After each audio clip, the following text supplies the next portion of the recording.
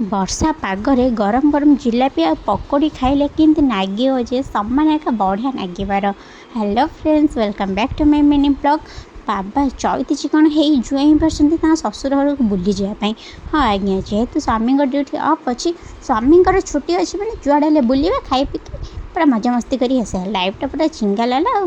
ତ ଯେହେତୁ ମୋ ବାବାଙ୍କ ଘରଠୁ ମୋ ଶାଶୁଘର ମାତ୍ର 4 କିଲୋମିଟର, ତ ଆମେ ବାହାରିଗଲୁ ଟିକେ ଅଛି ବାବାଙ୍କ ଘରକୁ ଯିବା ପାଇଁ। ଏଇଟା ହେଉଛି ପୋଖରୀପୁଟ ଛକ। ଯେବେ ବି ମୁଁ ଏ ରାସ୍ତାରେ ଯୁଆଡ଼େ ଯାଏ ପୁରା ଗର୍ବର ସହିତ ଛାତି ବାଡ଼େଇକି ଏଇଟା ହେଉଛି ମୋ ଜାଗା, ମୋ ଏରିଆ ହେଲା, ଏମିତି ଟିକେ କଥାବାର୍ତ୍ତା ହେଇ ବାହାଦୁରୀ ମାରି ସାରିବା ପରେ ଆମେ ଆସି ପହଞ୍ଚିଯାଇଥିବା ଆମ ଘରେ।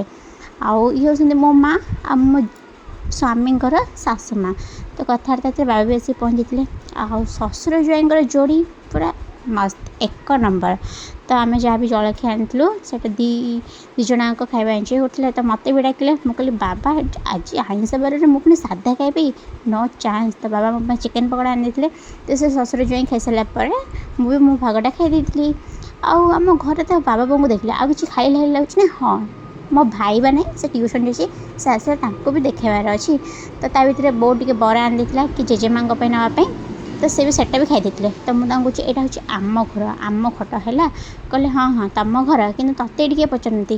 ଦେଖିଲ ଏ ଦୁଇ ଜଣ କିଏ? ଦେଖ ଦେଖୁନାହାନ୍ତି। କଥାବାର୍ତ୍ତା ମୋ ଭାଇ ବି ଆସିକି ପହଞ୍ଚିଗଲା।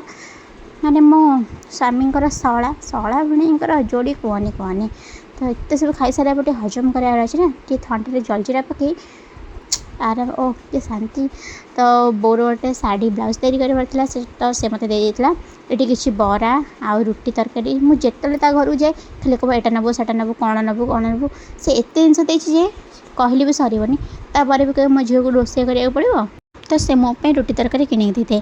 ତ ଏଠି ଶଳା ଭିଣେଇ ଗେଲ ହେଇସାରିଲା ପରେ ଯେହେତୁ ଟାଇମ୍ ହେଇଗଲାଣି, ଘରେ ସମସ୍ତେ ଅପେକ୍ଷା କରିଥିବେ, ତ ସମସ୍ତଙ୍କୁ ଟାଟା ବାଇ ବାଇକି ଆମେ ଆସିଗଲୁ ଆମ ଘରକୁ।